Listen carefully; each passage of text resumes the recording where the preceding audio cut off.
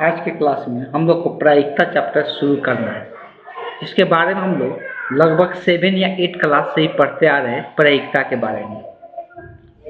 प्रायिकता, लेकिन इसमें अब हम लोग जो प्रायिकता पढ़ेंगे थोड़ा सा अलग कंडीशन होगा, जिसको इंग्लिश में हम लोग प्रोबेबिलिटी कहते हैं, प्रोबेबिलिटी के नाम से जानते हैं। इसके पहले हम लोग जो प्रायिकता पढ़े थे उसमें साफ साफ हम लोग फार्मूला पढ़े थे कि ऊपर में अनुकूल परिणामों की संख्या बटे कुल परिणामों की संख्या। इसके पहले हम लोग जो प्रायिकता पढ़े थे, किसी का भी प्रायिकता हो, किसी भी घटना का, अगर मान लो ई एक घटना है, घटना का प्रायिकता लिखना है तो उसके लिए हम लोग लिखते थे ई के अनुकूल परिणामों की संख्या, ई के अनुकूल परिणामों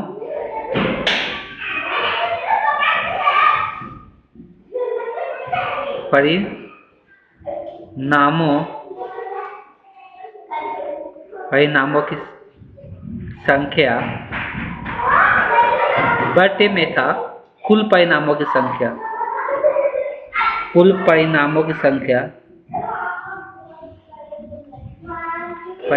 संख्या, ये हम लोग पढ़े थे। ये पहले से ही पढ़ते आ रहे, लेकिन हम लोग जो यहाँ पे पढ़ना है वो पढ़ना है प्रतिबंध प्रायिकता। क्या पढ़ना है? तो हम लोग जो यहाँ पे पढ़ना है, हेडिंग डालना है सभी को।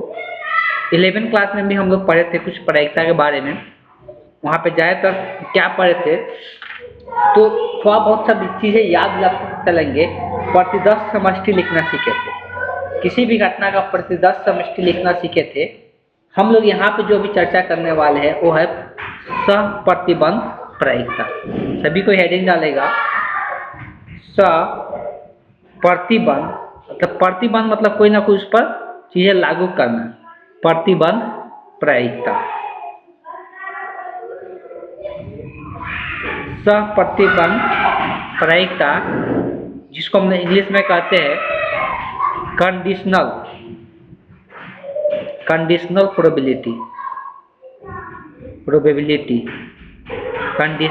प्रोबेबिलिटी। सबसे पहले हम लोग इसका डिफिनीशन लिखेंगे, तब जाकर हम लोग डिटेल में और चर्चा करेंगे। तो सभी को डिफिनीशन लिखेगा। यदि ई तथा एफ किसी यादृच्छिक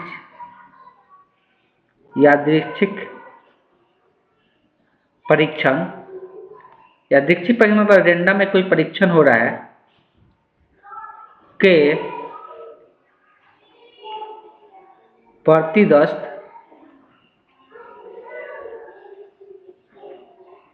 समष्टि से संबंधित दो घटनाएं हैं।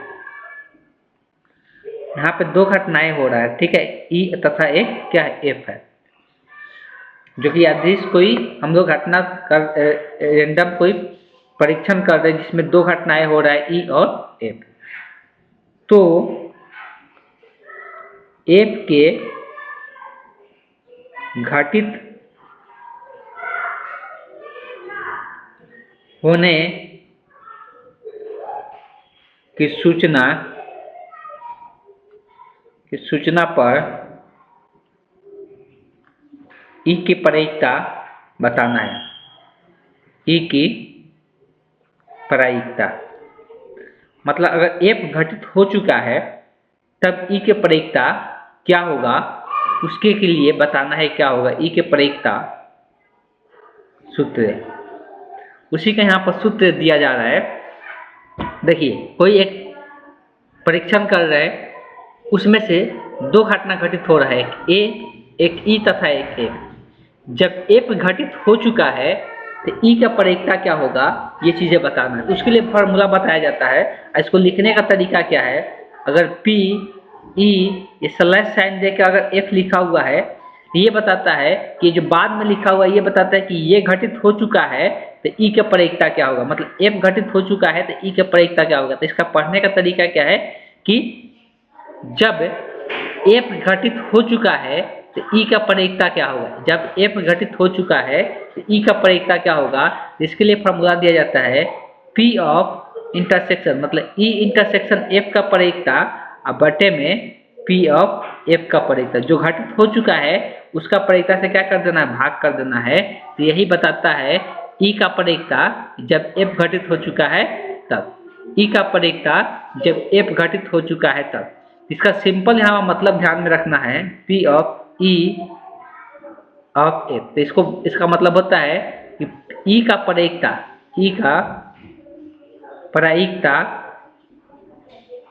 जब एफ घटित हो चुका है। हमको ई का परिकता बताना है जब एफ घटित हो चुका है तब, तो इसके लिए ये फार्मूला दिया गया। अब इसका कुछ हम लोग पहले गुण देखेंगे, तब जाकर हम लोग क्वेश्चन से और डिटेल में इसको समझने की कोशिश करेंगे। सबसे पहले हम लोग कुछ इसका गुण देखते हैं। लिखेंगे सप्रतिबंध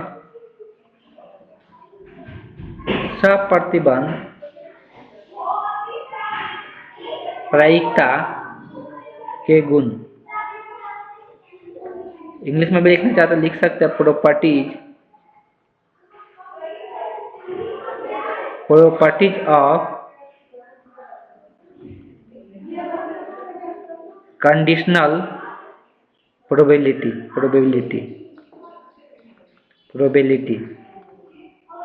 हम लोग कुछ प्रॉपर्टीज देखेंगे कंडीशनल प्रोबेबिलिटी का। तो पहला गुण बताया जाता है,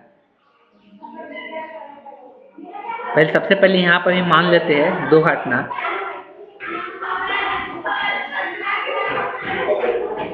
माना कि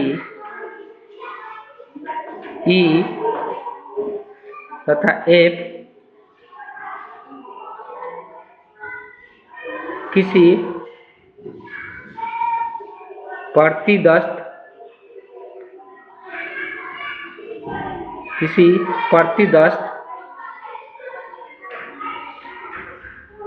समष्टि एस की दो घटनाएं हैं।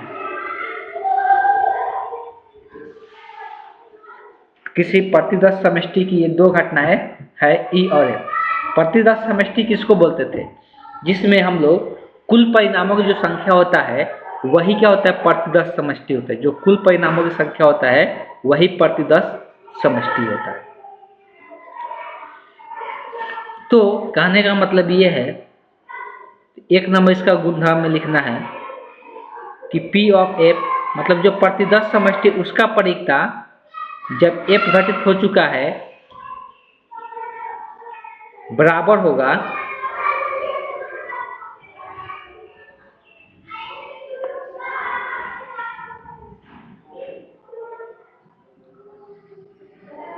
F का परिकता जब F घटित हो चुका है, ये दोनों का मान कितने के बराबर होगा?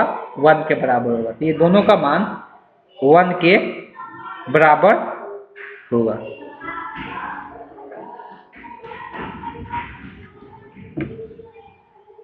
तो इस तरह से हम लोग लिख सकते हैं। तो ये दोनों का मान कितने, मतलब जो प्रतिदस्त समष्टि होता है उसका परिकता जब F घटित हो चुका है तब, या F का ही परिकता जब F घटित हो चुका है तब, दोनों केस में ये कितने के बराबर होगा? तो ये 1 के बराबर होगा। इस बात को ध्यान देना है। ये कैसे? तो इसको समझने के लिए हम लोग लेते हैं जैसे P ऑफ S जब F घटित हो चुका है तो इसको हम लोग कैसे लिख सकते हैं? तो P ऑफ S इंटरसेक्शन क्या होगा? F होगा, और डिवाइडेड बाई जो घटित हो चुका रहता है उससे हम लोग क्या करते हैं? भाग करते थे। यही हम लोग फॉर्मूला पढ़े थे। अब देखो यहाँ पे S और F का इंटरसेक्शन बोला जा रहा है। F जो है यूनिवर्सल सेट बोल सकते हैं, और F सेट है, दोनों का इंटरसेक्शन कभी भी क्या आएगा? जैसे कि S जो होता है वो सब सेटों का सेट होता है। कहने का मतलब उसमें सारा एलिमेंट होता है, जितना भी सेट दिया रहता है उसमें वो सारा एलिमेंट आ जाता है। उसमें क्या होता है? उसमें सारा एलिमेंट आ जाता है तो S का इंटरसेक्शन F के साथ हमेशा कितना होता है, तो वो F ही हो जाता है। तो S का इंटरसेक्शन F के साथ क्या हो जाता है, F हो जाता है। बेसिकली हम F का ही प्रत्येकता पूछ रहे हैं और डिवाइडेड बाई क्या हो जाएगा F, और ये कट के 1 बच जाएगा, तो इसीलिए इसका मान कितना होता है 1। सेम उसी प्रकार से F का प्रत्येकता जब F घटित करना है तो P ऑफ क्या होगा, F intersection F divided by P of F। अब हमको पता है कि समान सेट का, समान समुच्चय का इंटरसेक्शन समान ही रह जाता है, मतलब ये F ही रह जाएगा। F इंटरसेक्शन F का मान कितना F ही आएगा divided by P of F, ये भी कट के कितना 1 बच जाएगा। इसीलिए दोनों का यहाँ पे मान कितने से दर्शाया जा रहा है, 1 से दर्शाया जा रहा है। तो ये पहला प्रॉपर्टीज हम लोग देखें। अब हम लोग दूसरा प्रॉपर्टीज पे चर्चा करते हैं। दूसरा प्रॉपर्टीज ये कहता है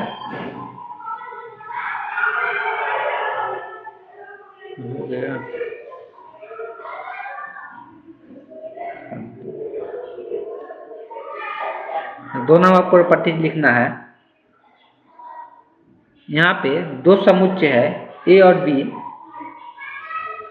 तो बताया जा रहा है कि A यूनियन B का प्रत्येकता पूछा जा रहा है। A यूनियन B का प्रत्येकता जब F घटित हो चुका है तब इसके लिए फॉर्मूला दिया गया P ऑफ A का प्रत्येकता जब F घटित हो चुका है प्लस P ऑफ B का प्रत्येकता जब F घटित हो चुका है minus P of A intersection B का प्रत्येकता जब F घटित हो चुका है तब। यहाँ पर देख सकते हैं जब P of A union B का प्रत्येकता निकाला जा रहा है जब F घटित हो चुका है, तो उसके लिए फॉर्मूला दिया गया कि P ऑफ A का प्रत्येकता जब F घटित हो चुका है प्लस P ऑफ B का प्रत्येकता जब F घटित हो चुका है minus P of A intersection B का प्रत्येकता जब F घटित हो चुका है तब। तो ये फॉर्मूला ध्यान में रखना, इसका आगे कहीं पर यूज आ सकता है।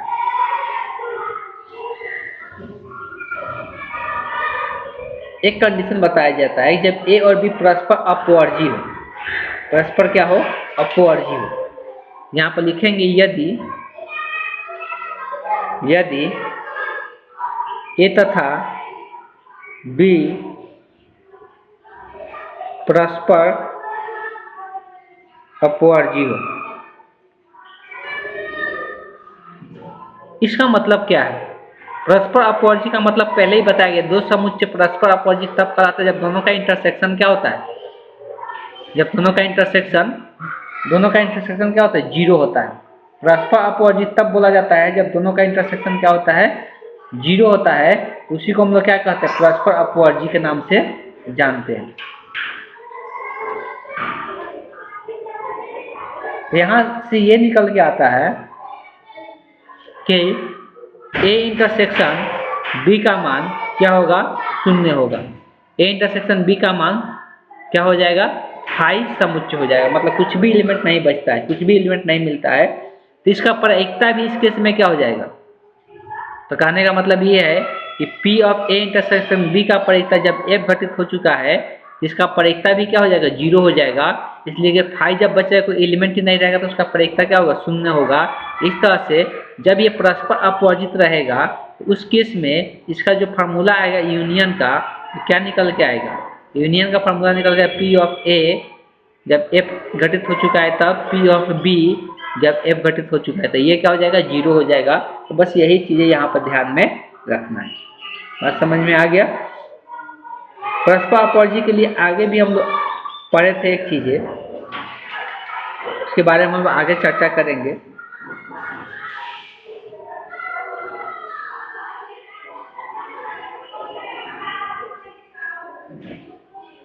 एक और गुणधर्म बताया जाता है 3 नंबर, वो क्या है, तो P ऑफ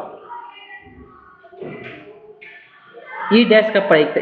E डैश का मतलब क्या होता है, E डैश का मतलब बताया गया था कि कॉम्प्लीमेंट का प्रत्येकता, मतलब E नहीं होने का प्रत्येकता। इसका मतलब क्या है, E नहीं होने का प्रत्येकता जब F घटित हो चुका है, तो जब किसी चीज का नहीं होने का प्रत्येकता निकालना रहता है तो एक में से क्या करते हैं, उसका होने का प्रत्येकता क्या करते हैं, घटा देते हैं। ये हम लोग पहले से भी जानते हैं। जब एक का नहीं होने का परिक्ता निकालना है तो दूसरा में से क्या करते हैं, होने का परिक्ता एक में से क्या करते हैं, घटा देते हैं। यही फॉर्मूला निकल के आता है। ई ऑफ ई डैश का मतलब कि ई नहीं, ई डैश का मतलब क्या, ई नहीं, ई नहीं होने का परिक्ता पूछा जा रहा है। ठीक है, इसके पहले भी हम लोग इस चीज़ से चर्चा किए हुए थे। अभी सारे फार्मूला को देखते हुए अब हम लोग कुछ एग्जाम्पल की ओर चलेंगे और एग्जाम्पल को बनाने की कोशिश करते हैं। सबसे पहले उदाहरण नंबर 1 लेंगे। उदाहरण नंबर 1, जितना भी पीछे का चीजें आएगा बताते चलेंगे।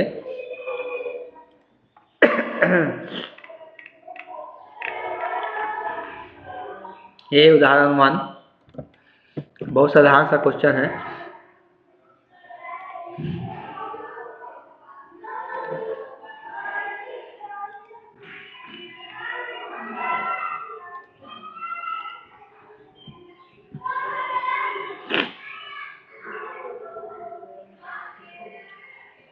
तो क्वेश्चन में दिया हुआ है, क्या क्या दिया हुआ है पहले लिख देते हैं।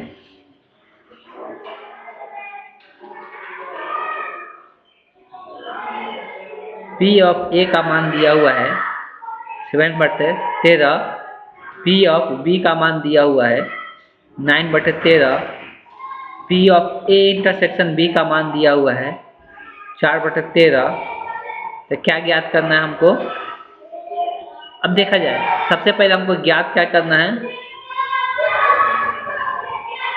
P ऑफ A का परिक्ता जब B घटित हो चुका है तो इसका फॉर्मूला क्या निकल के आएगा, P of A union B। इसका फॉर्मूला क्या होता है, P ऑफ यूनियन की इंटरसेक्शन, सॉरी इसका जरूरत भी नहीं है, P ऑफ इंटरसेक्शन फॉर्मूला होता है, मतलब P of A intersection B divided by जो घटित हो चुका है तो उसका परिक्ता से भाग करते हैं। P of A intersection B का मान दिया हुआ है 13/14 और P ऑफ B का भी मान दिया हुआ 9/13। तो नीचे वाला यहाँ पे पलट जाएगा, इधर ही लिख देते हैं 4/13, ये हो जाएगा 13/9, 13 से 13 कट गया, ये कितना हो जाएगा 4/9 हो जाएगा। तो P ऑफ A का परिक्ता जब B घटित हो चुका है तो उसका आंसर कितना हो जाएगा 13/9 हो जाएगा। बहुत साधारण सा क्वेश्चन था। अब चलते हैं नेक्स्ट क्वेश्चन। क्वेश्चन नंबर 2 देखते हैं।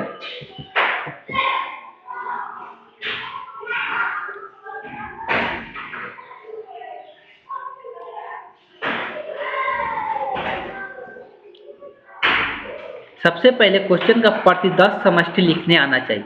प्रतिदश समष्टि लिखने जो एस हम लोग बोलते हैं, जितना संभावित परिणाम है, टोटल संभावित परिणाम है, वो चीजें लिखने आना चाहिए। इसमें दिया हुआ है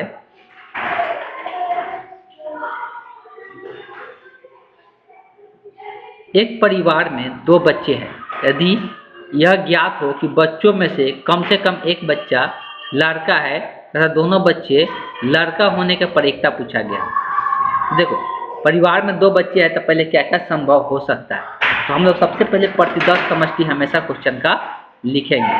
तो जो चीज़ें संभव हो सकता है सबसे पहले उसको हम लोग लिखेंगे। तो हम सबसे पहले इसका प्रतिदश समष्टि लिखेंगे। प्रतिदश समष्टि जिसको हम लोग एस से दर्शाते हैं। तो देखा जाए तो हो सकता है दोनों का लड़का बॉय हो तो उसको हम लोग बी से दिखा देते हैं, या एक बॉय हो पहला वाला लड़का और दूसरा लड़की हो, या पहला लड़की हो दूसरा लड़का हो, या तीसरा ये संभावना बनता है कि दोनों के दोनों क्या हो, लड़की हो। ये 4 संभावनाएं हैं, तो इसी को हम लोग प्रतिदश समष्टि कहते हैं और इसको हम लोग एस से दर्शाते हैं। ठीक है, अब यहाँ पर 2 घटना हो रहा है। एक घटना क्या है, तो कम से कम एक बच्चा लड़का हो, दूसरा घटना हो दोनों बच्चे लड़का होने की क्या परिक्ता, जिसका परिक्ता पूछा जाता है उसको हम क्या करेंगे, ए मान लिया करेंगे, और जो कंप्लीट हो चुका है वो घटना उसको हम लोग बी मान या ई और एफ भी मान सकते हैं। तो दोनों बच्चा लड़का हो इसको हम लोग मान लेते हैं, माना कि ई दोनों बच्चों के लड़का होने की घटना है। लड़का होने की घटना तथा माना कि लिखना थी एफ जो है कम से कम एक बच्चा लड़का हो, कम से कम एक बच्चा लड़का होने की घटना। ठीक है, तो पहला घटना जो है वो दोनों बच्चा लड़का हो, एक जो है कम से कम एक बच्चा क्या हो, लड़का हो। तो दोनों का पहले हम लोग समुच्चय लिखते हैं। तो ई में दोनों बच्चा लड़का होने की घटना बोला जा रहा है। तो ई का बात करेंगे तो दोनों बच्चा लड़का, तो दोनों बच्चा लड़का मतलब एक ही संभावना है, ये वाला बी बी दोनों बच्चा लड़का। और एफ का बात करते हैं, इसमें बताया जा रहा है कम से कम एक बच्चा लड़का हो, मतलब कि अधिक से अधिक दोनों बच्चा लड़का हो सकता है या एक भी बच्चा लड़का रहेगा। तो जिसमें दोनों बच्चा लड़का हो या एक बच्चा लड़का हो वो इसमें आ जाएगा। दोनों को दोनों लड़के कम से कम बोल दिया गया है, तो यहाँ पर ये भी आ जाएगा, ये भी आ जाएगा और ये भी आ जाएगा। इसमें क्या है, कम से कम एक बच्चा क्या है, सब में लड़का दिखाई दे रहा है। ये बी समुच्चय हो गया। हमको इसका इंटरसेक्शन चाहिए प्रायिकता में, तो ए ई इंटरसेक्शन एफ निकाल लेते हैं। तो दोनों में इंटरसेक्शन एक ही चीज कॉमन है, बी बी, यही कॉमन है। अब हम लोग प्रायिकता का बात करते हैं। तो प्रायिकता में हमको किसका प्रायिकता चाहिए, तो पी ऑफ जो घटित हो चुका है। तो कौन घटित हो चुका है, एफ वाला। बोला है ना कि एफ वाला घटित हो चुका है, तो एफ का प्रायिकता चाहिए। तो एफ में कितना समुच्चय है, 3, तो ये कितना हो जाएगा, 3। और टोटल कुल संभावना कितना है, 4 है, जो ऊपर लिखी है, तो 3/4 हो जाएगा। P of E intersection F निकालना है। तो इसमें अनुकूल परिणामों की संख्या कितना है, एक ही है, और कुल परिणामों की संख्या कितना है, 4 है, तो 1/4 क्या हो जाएगा, 4 हो जाएगा। अब हमको प्रायिकता जो निकालना है वो निकालना है ई का जब एफ घटित हो चुका है तब। तो इसके लिए फॉर्मूला दिया जाता है P of E intersection F divided by P of F. दोनों का मान रख देते हैं, P of E intersection F का मान 1/4 और पी ऑफ एफ का मान 3/4 जाएगा, तो पलट जाएगा, तो 1/4 यहाँ पर 4/3 हो जाएगा, 4 से 4 कट गया, क्या हो जाएगा, 1/3 हो जाएगा। तो यही हो गया एफ ई का प्रायिकता। ई क्या है, दोनों बच्चा क्या होना, लड़का होने का प्रायिकता, जब कम से कम एक बच्चा लड़का हो चुका है तब। इस तरह से निकाला जाता है। चलिए नेक्स्ट क्वेश्चन देखते हैं क्या दिया हुआ है।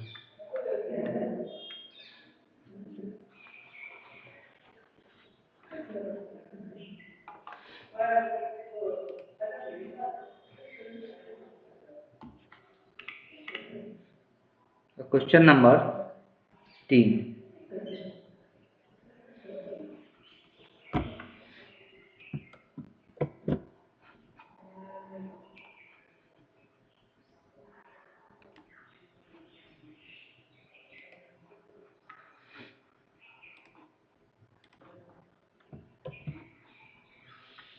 चलिए तो यहाँ पे क्वेश्चन में दिया हुआ है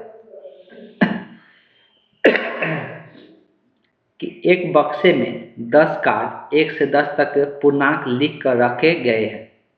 तो एक बक्सा है जिसमें 10 कार्ड रखा गया है, जिस पर पूर्णांक 1 से 10 तक लिखा हुआ है। उन्हें अच्छी तरह से मिलाया गया है। इस बक्से से एक कार्ड या वृक्ष निकाला गया।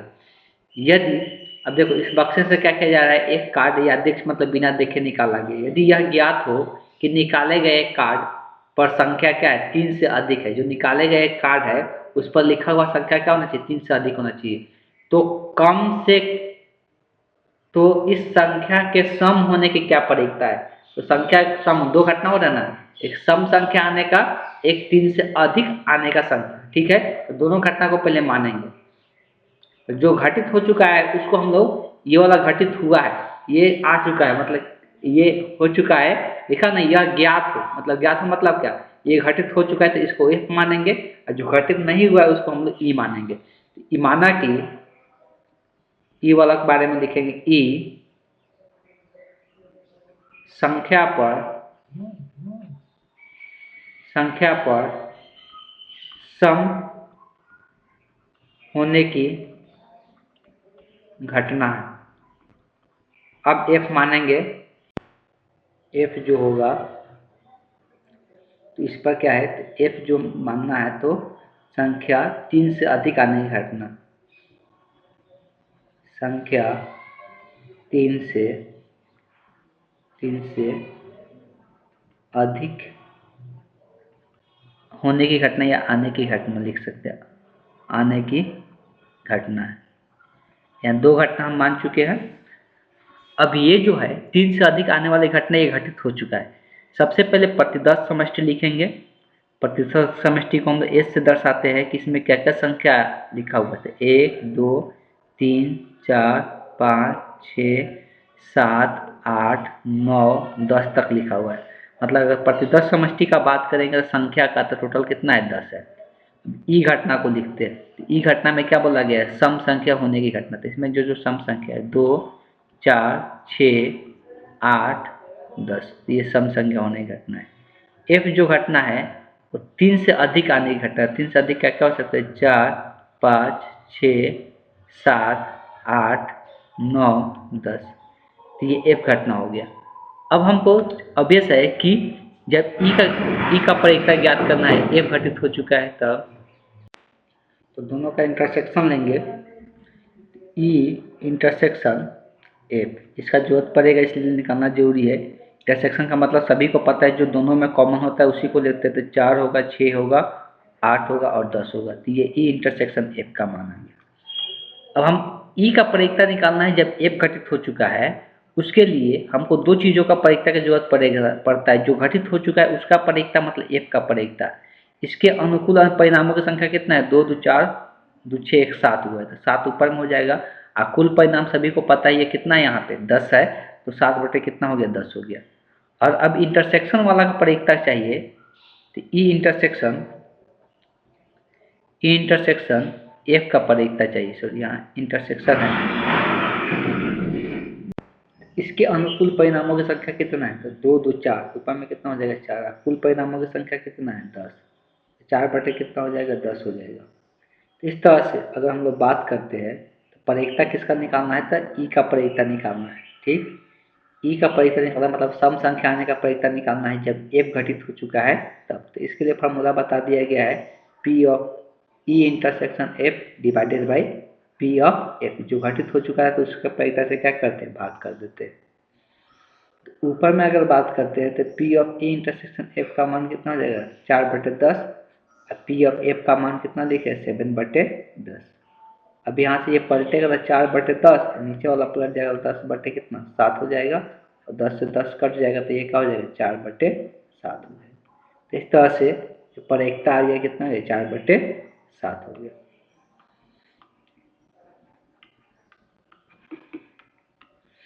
अभी तक हम लोग एग्जाम्पल नंबर कितना कर चुके, एग्जाम्पल नंबर हम लोग 3 कंप्लीट कर चुके हैं।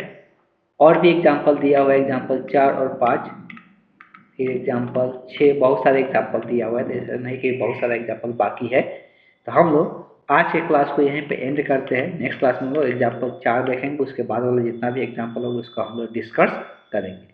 अगर पहले का जो प्रायिकता बताया गया है 11th क्लास का, आप लोग जरूर एक बार कॉपी उसका रिवीजन कर लीजिएगा, जिसको ये सब समझने में क्या हो, आसानी हो, नहीं तो दिक्कतें आ जाएगी। पहले से जो प्रायिकता बताया गया है सब जरूर एक बार आप लोग रिवीजन कर लीजिएगा।